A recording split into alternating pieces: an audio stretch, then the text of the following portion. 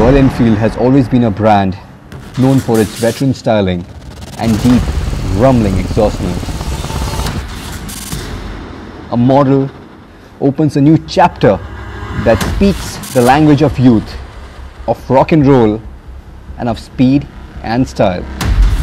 Welcome to PowerDrift's take on the Continental GT.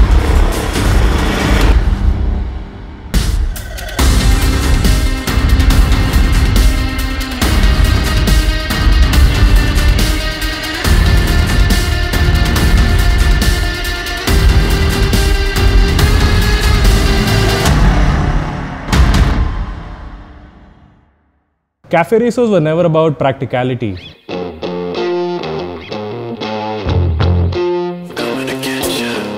It was all about being a looker.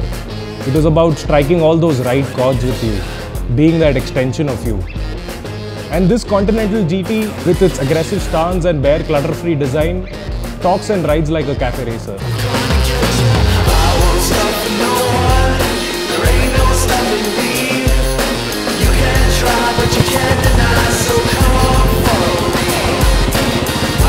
The iconic retro looks like the slimline tank, the low-slung clip-on handlebars, Monza-style fuel cap lid, and the period taillight give it a nice old-school touch. Even the single-seat setup, the rare set foot pegs, bar and mirrors, and the Odo-cum fuel gauge complete the 60s package for me.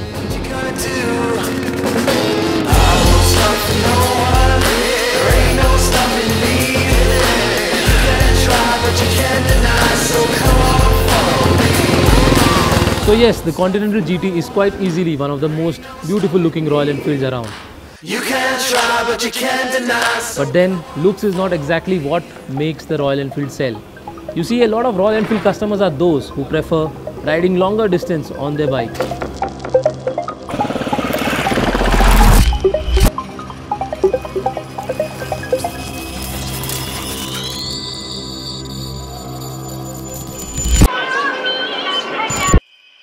You now have a slightly aggressive stance which might not break your back, but it's an experience quite different from any of the Royal Enfield predecessors.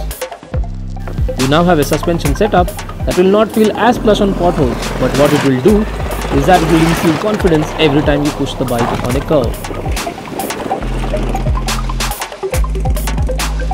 There are a couple of things that the GT still lacks to make it a proper tourer.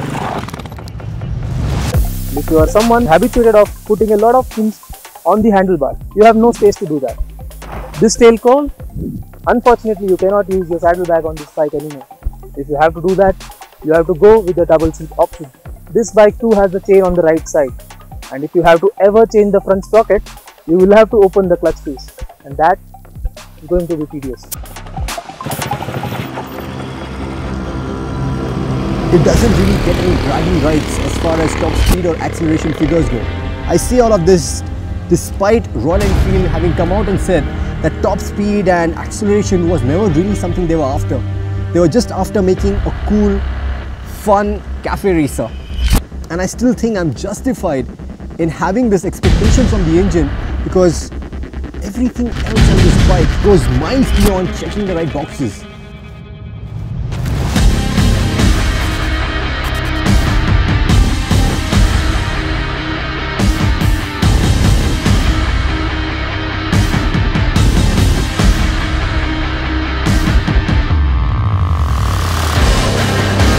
I've never had so much fun on a Royal Enfield bike on my favorite twisty road. The Thunderbird 500 was impressive. This is something else. And I guess I should have seen this coming, given the kind of expertise that has gone into making this bike.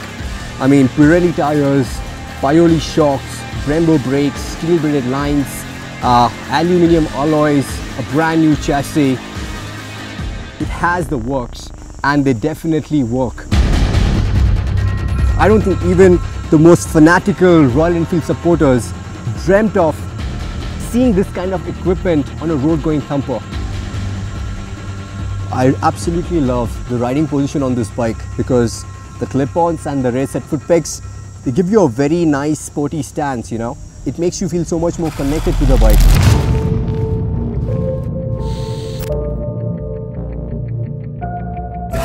The tip-ins too are pretty quick, and the The white bars, they give you really good leverage to turn the bike into a corner. And the chassis, my god, the kind of feedback you get, it just urges you to, you know, push harder and harder. The upgraded suspension and the Pirelli tires, they give you a planted feel through and through. The same can also be said about the brakes, because the Brembos and the steel braided lines, the kind of stopping power and the feedback which you get, you are yet to experience that on a Royal Enfield bike.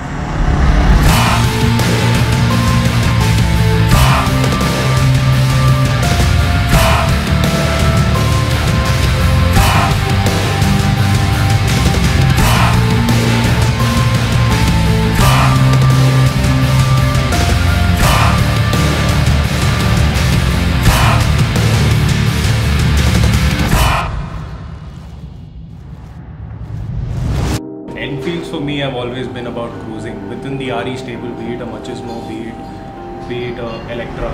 It's always been about cruising. You feel the same, even if you change bikes, you still feel the same. But riding the GT has been a wonderful experience. It's nimble, braking is hard and responsive. You feel different, and it has a racing lineage too. It's sort of a cafe racer totally lookalike. Yeah. The single seat setup. You sit low, you sit closer to the tank, all that feels really different. They have stuck true to the ethos of the original Cafe Racer 250. I mean, this is still the lightest Royal Enfield in production. The design is very minimalistic, and all of this just makes the engine the sore point of this otherwise fantastic package. Yeah, but then there is another way of looking at it. You see, if you notice all the new components on the GT, they have created a new platform. The new chassis, the shock absorbers, disc brakes that actually work. They are now creating a platform in the sense that you can use the same chassis, you can use the same components and build another bike. Yeah. And like the things that we noticed, it has a mount on the left hand side, which could be used for another exhaust. Yeah. So then maybe the bigger engine maybe. The 750cc V-twin motor might make its way on this bike. So yes, for Royal Enfield, the Continental GT definitely is like the mark of a new era. So it's definitely, in my eyes, it's evolution. And the biggest thing for me is the price, right? You have a Royal Enfield bike with its price tag of what, close to 2 lakhs, it actually feels like a bargain. That makes a GT a very sweet deal. Absolutely. So there you have it, guys. Fantastic package. We are all happy. And it's just the engine. If it has a bigger, a more refined engine which doesn't have as many vibrations, then you already have a solid bike which can be even better. So good stuff.